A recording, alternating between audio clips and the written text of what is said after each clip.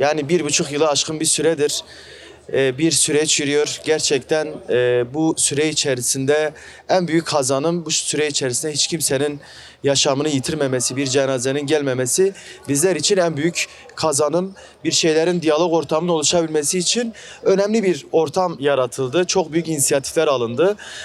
Ama maalesef bu inisiyatifler genelde tek yönlü alındı.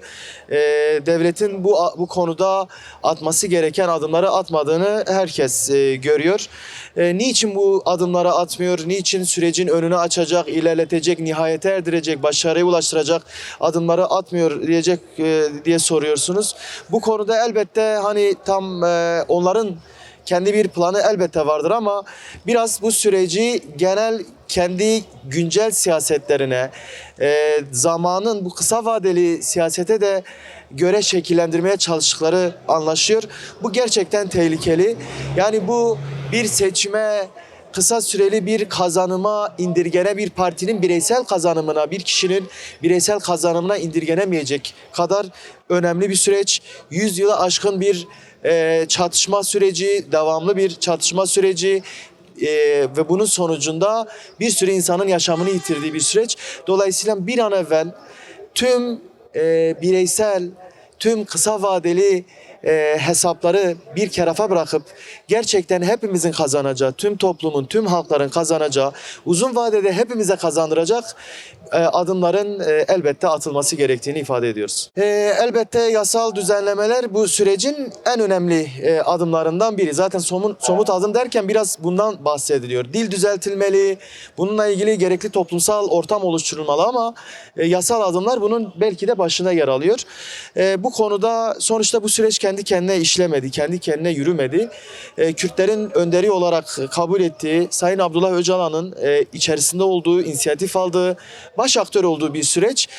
Ama bu süreçte onun bir yasal pozisyonu belli değil. Resmi bir pozisyonu belli değil.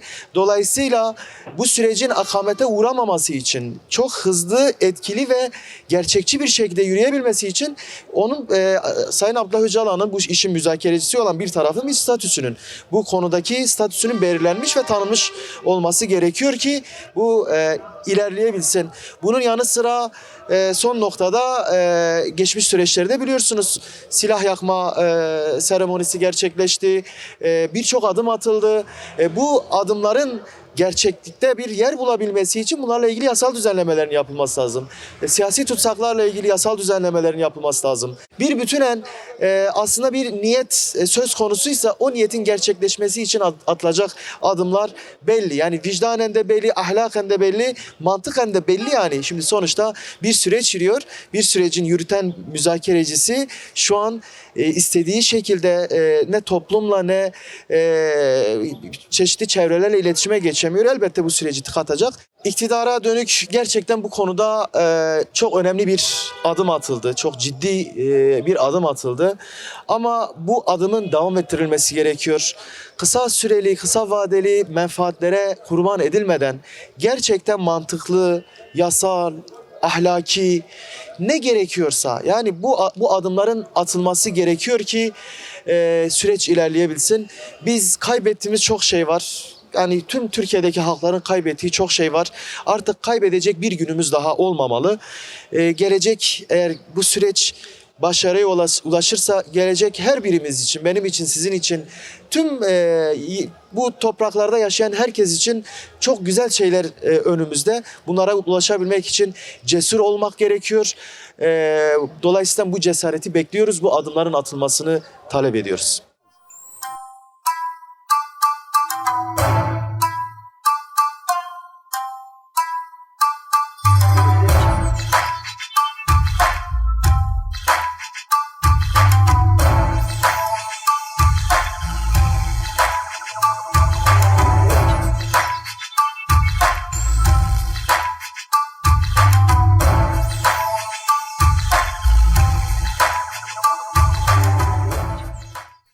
Ya öncelikle yani başlatılan süreç iktidar açısından da diğer kesimler açısından da çok önemli ama gelinen noktada bir tıkanma olduğunu görüyoruz. Yani dönüp baktığımız zaman şu tam samimiyetsizlik açığa çıkıyor. Bir kere samimiyetsizliğin gerçekten giderilmesi gerek. Bunun için de gündelik siyasette şey yapılmamalı. Yani barış gibi bir konu, barış gibi bir süreç gündelik siyasete kurban edilmemeli diye düşünüyorum. Yani bir süreç yürütüldü, bir aşama kat edildi. Gelip durduğu nokta yasal zeminin oluşmamasıdır. Bir kere şu komisyonlar raporlarını hazırladı. Biliyorsunuz bunun kesinlikle meclisten geçirilip yasal çerçeve büründürülmeli.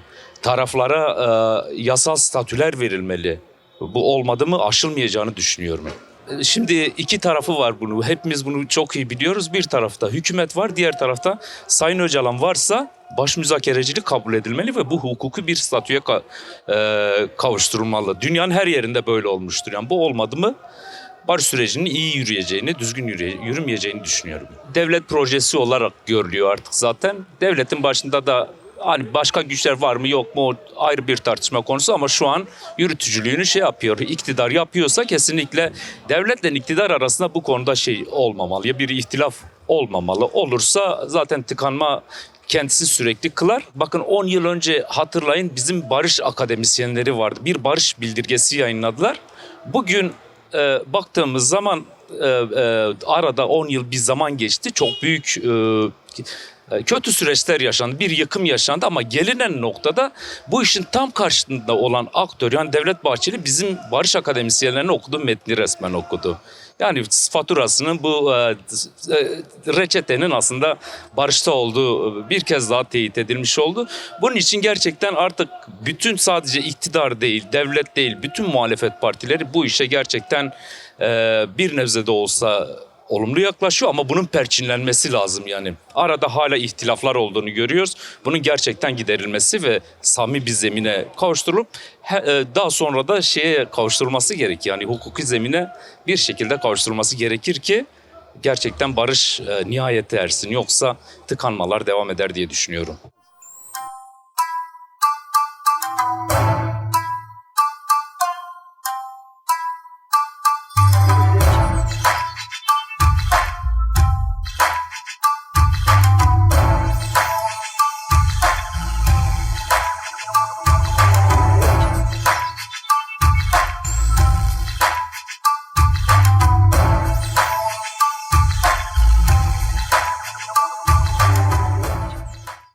Yani şimdi tabii Kürt tarafı tamamıyla adım attı. Sayın Bahçeli'nin sözleri var. İktidar ortağıdır kendisi aynı zamanda. Fakat neden atmadığı konusunda kişisel düşüncelerimiz bunlardır. Yani önümüzdeki süreçte bir erken seçim var.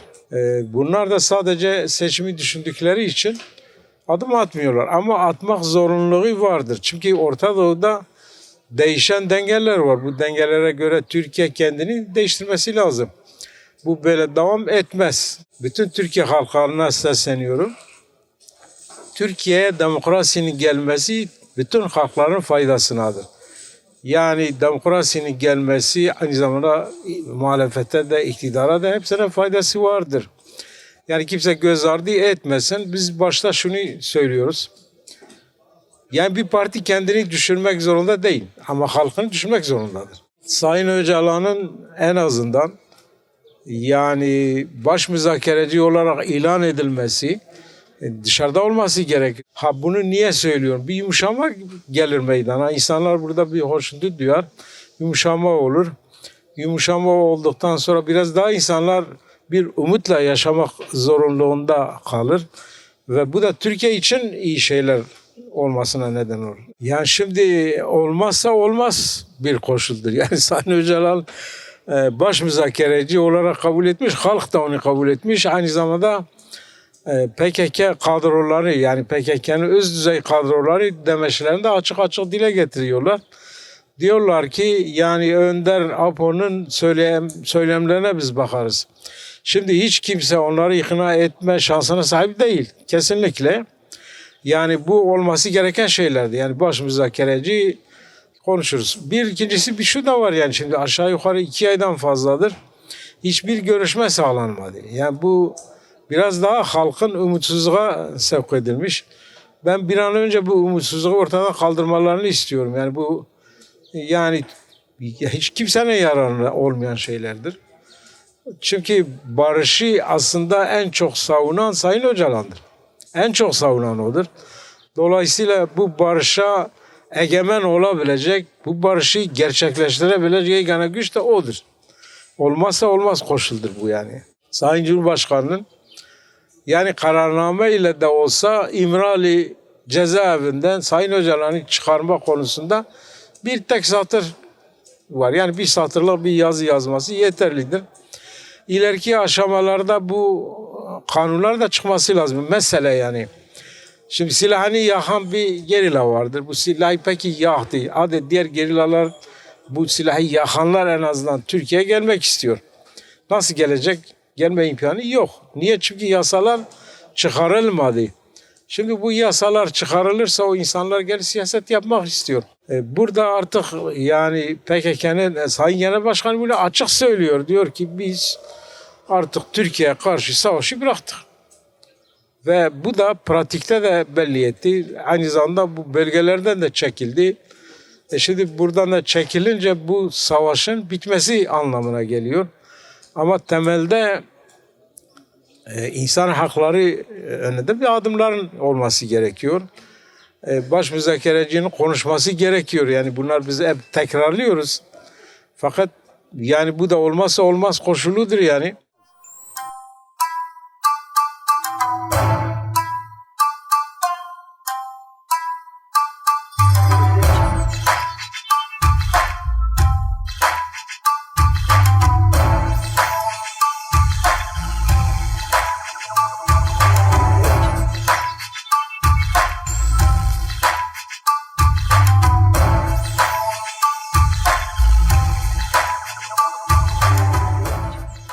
Ya şimdi tabii baktığınız zaman toplum olarak zaten yani bir Kürt halkı vardır. Bugün bir Kürt halkına baktığınız zaman milyonları buluyor. Bugün milyonları bulan bir halkın da yani bir hakları olur. Bu hakları dediğimiz nedir? Dilidir, kültürüdür, örfüdür, adetidir. Doğru mudur? Bunlar geçmişte yasaklandı. İnşallah böyle bir şeye daha dönülmemesi için. Yani inşallah diyoruz ki yani bu Kürt halkının daha bugün 2026'ya gelmişiz. Daha mecliste dili bilinmeyen bir dildir. Yani bu büyük bir ayıptır. İnşallah bu şeyden kurtuluruz. Yani bu engameden. İnşallah Rabbim yani dileğimiz nedir? Yani inşallah bugün bu halklar içinde bir barış olsun. Yani bugün barış dediğimiz nedir? Haktır. Bugün Allah'ın vermiş olduğu bir halkı bugün insanlar yasaklıyorsa bu büyük bir zulümdür. İşte yani inşallah bu zulümün bir daha yaşanmaması için. Yani nedir? Bugün bir toplum dili hala yasaklıysa demek bu zulüm devam ediyor. Yani bunun da inşallah gerekli adımlar atılır. Yani bu bugün bütün siyasetçiler için. Yani bir tek hükümet için değil, diğerleri için de. Bugün diyoruz da hükümeti bugün diğer siyasetçiler sıkıştırmasa hükümetin umurunda mı olur örneğin? Doğru mudur? Kim rahatını bozmak ister? Kimse bozmak istemez. Ne diyelim inşallah bu Kürtlerin hakkında değil Kürtlerin, bugün Türklerin de hakkında. Bugün nedir? Lazların da hakkında. Bugün nedir? Çerkezlerin de hakkında. Bugün Lazca konuşamıyorsa ona da aynı zulüm yapılıyor. Ama bakma bugün asimile olmuşlarsa aynı bizim Kürtlerdeki gibi. Ben bütün siyasetçilere şunu söyleyeyim. Gelin bunun için elinizi de gövdenizi taşın altına koyun. Bu sorunu çözün. Artık 2026'dayız. İnsanlar Türk-Kürt'ün davasına düşmesin, kutuplaşmasınlar. Bu ülke hepimizindir. Bu ülkenin gitmesi demek hepimizin batması demektir. Bırakın artık kim hangi diniyle, inancıyla, diliyle, kültürüyle yaşamak istiyor yaşasın. Yeter ki nedir? Diğer insanın özgürlüğüne müdahale edilmedikçe. Diğer insana haksızlık edilmedi. Diğer insana rahatsız edilmedik müddetçe. Yani bugün ne Türk'ün Kürt'e ne Kürt'ün Türk'e bir zulüm yapma hakkı da yoktur abi. Bunu devlet güvence altına alması lazım. Hem dilini hem örfünü hem adetini hem kültürünü. Bugün insan olarak insanca baktığımız zaman bugün herkese özgürlük gelsin.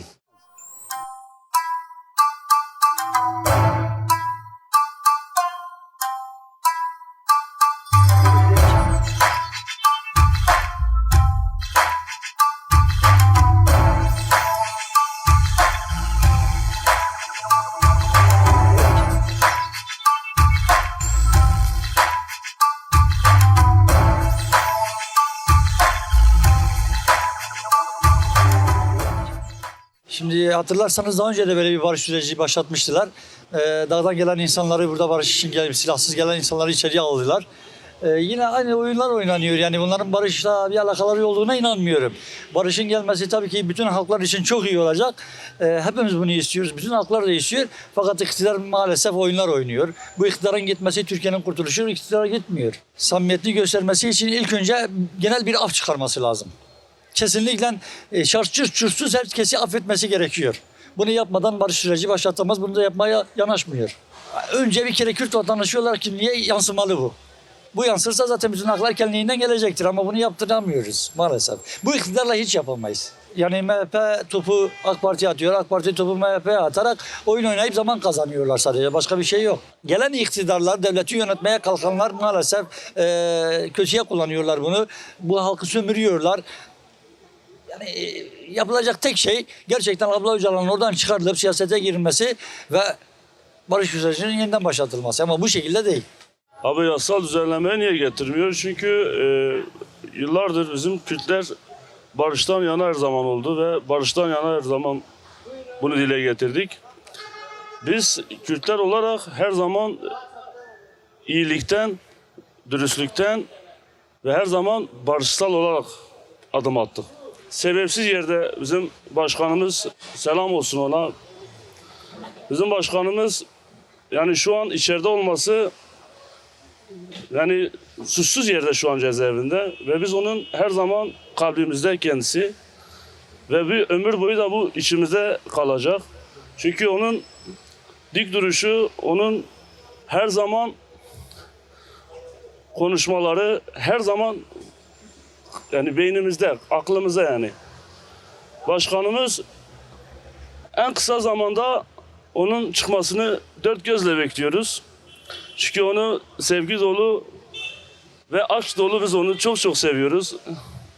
Yani sevgi olarak biz de isterdik yani toplum olarak, çevre olarak herkes birbirine sarılsın.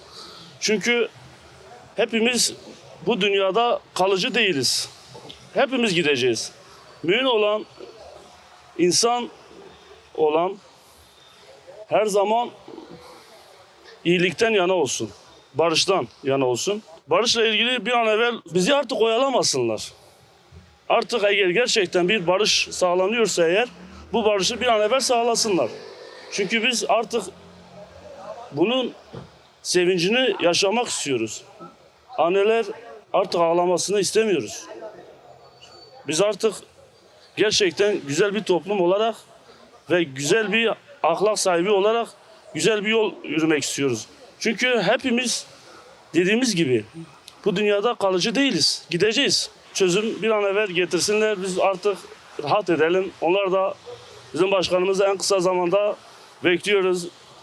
Ve onu dört gözle bekliyoruz.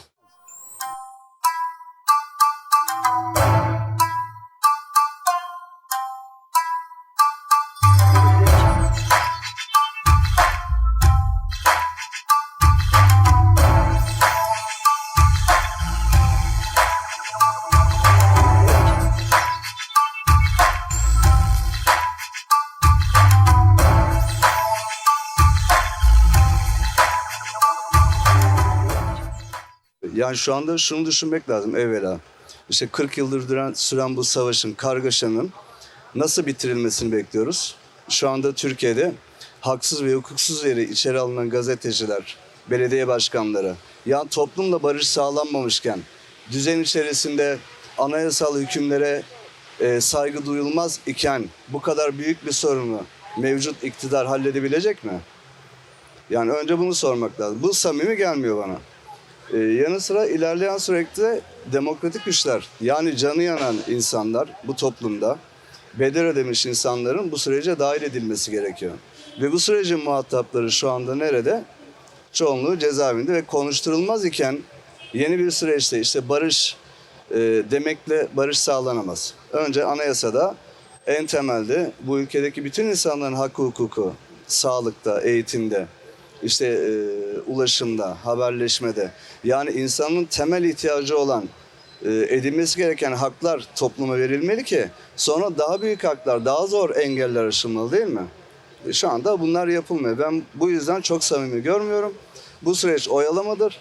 Yeri geldiğinde düğmeye basıp işte barış söylemleriyle toplumu dizginleme, yeri geldiği zaman da oluşan bir nasıl diyeyim bir hareketle de toplumu tekrar kutuplaşmaya iten bir zihniyet var ve bu ürkütücü, tehlikeli. Ya tabii ki şimdi Öcalan dediğim gibi 1978'den beri bu hareketin içerisinde belli bir güç ve belli bir hareketin öncüsüdür. Muhatap alınması gereken bir kimliği var. Fakat diğer taraftan bunu muhatap almaya çalışan, şu anda bunun idrakına varmış olduğu söylenilen işte Devlet Bahçeli ya da işte AK Parti ya da diğer partiler fark etmiyor. Ama muhatap alınması gerektiğini söylerken diğer taraftan barış süreci için ezelden beri mücadele etmiş birçok insanın, Selahattin Demirtaş gibi, Figen Yüksekdağ gibi birçok insanın hala tutsak tutulması, yani bunun çok gerçekçi olduğunu altını çiziyorum, göstermiyor. En temelde işte HDP'nin 10 yıl, 15 yıl önceki seçimlerinde işte bugün Karadeniz'de ve birçok bölgede Kürt halkının işte gelişen süreçlerdeki mağduriyetini artık birçok bölge anlamış bulundu. Benim kanaatimce, gözlemlediğimce. İşte bu süreç aslında o şekilde ilerleseydi çok daha iyi olacaktı. Ve tabii ki toplumsal barışın sağlanması bir anlamda da şuna, yani sadece kültürel anlamda ya da geçmişteki ezikliklerin dışında oturup ülkedeki ekonomik istikrarı, sağlıktaki bozulmayı, eğitimdeki bozulmayı, toplumdaki dengesizleşmeyi oturup konuşamıyorsunuz. Şimdi bu toplumda bir barış sağlamak, bu toplumda barışı konuşmak da aslında başlı başına sıkıntılı bir durum. Tüm örgütlerin, yapıların, demokratik örgütlerin, yapıların bu ülkenin halklarının geleceği için mutlaka ivedilikle bir araya gelip mücadele etmesi gerekiyor. Yani net, yapılacak şeyler çok basit. Toplumdaki huzur, adaleti sağlamak ve bugünkü sosyolojik ortamı, ekonomik çöküşü, ötekileştirilmeleri bir kenara ayırmak için mücadele edilmeli ve birleşilmeli. Artık bunun CHP'si, HDP'si, Türkiye İşçi Partisi yok. Tek vücut olmanın zamanıdır.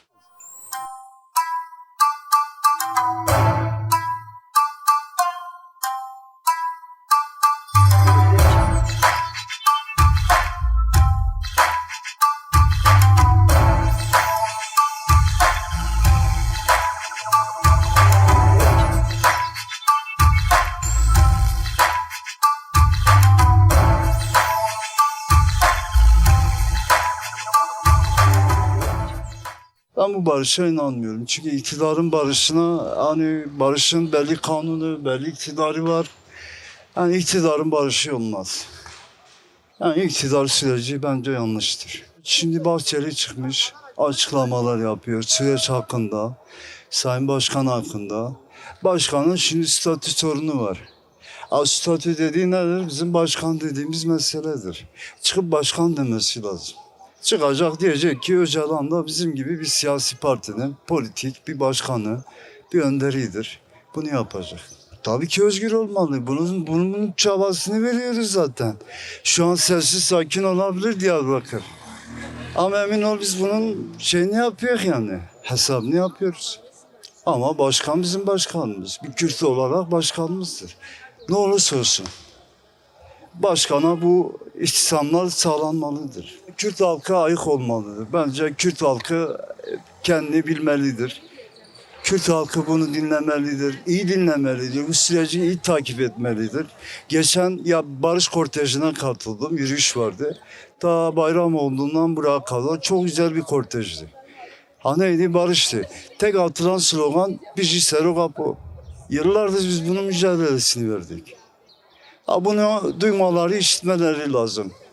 Ha gerekirse Bahçeli mi, Erdoğan mı, Kılıçdaroğlu mu? Bunu adım atmaları lazım. Yeter. Demirtaş bizim hiçbir şey yapmamış başkanımız. Sırf gururu için 11 senedir içeride. Yazıktır, günahtır. Bu misyon bize düşüyor, halka düşüyor. Bu halk hiçbir zaman vazgeçmedi. Hiçbir zaman bütün olumsuzluğa rağmen ben 6 yaşında cellatları ben dayımın peşinde geldiklerini hatırlıyorum. Dayım 40 sene sürgün yaşadı Brüksel'de. O cellatlar hala aklımda. Ben polis gördüğümde elim ayağım titrer psikolojik olarak. Ama biz bu süreci doğru yürütürsek Demirtaş'ın serbest kalması, Öcalan'ın serbest kalması bunun demokratik sonucudur. Başka da hiçbir sonucu yok. Arkadaşlar silah bıraktı. Bu büyük bir şey, bu büyük bir meseledir yani. Dünyanın hiçbir yerinde görülmemiş silah yakılması. Arkadaşlar silahlarını yaktı. Bunun bir tepkisi olması lazım. Bu devletin bir adım atması lazım. Ha atmazsa kendisi kaybeder. Bizim kaybedecek hiçbir şeyimiz yok.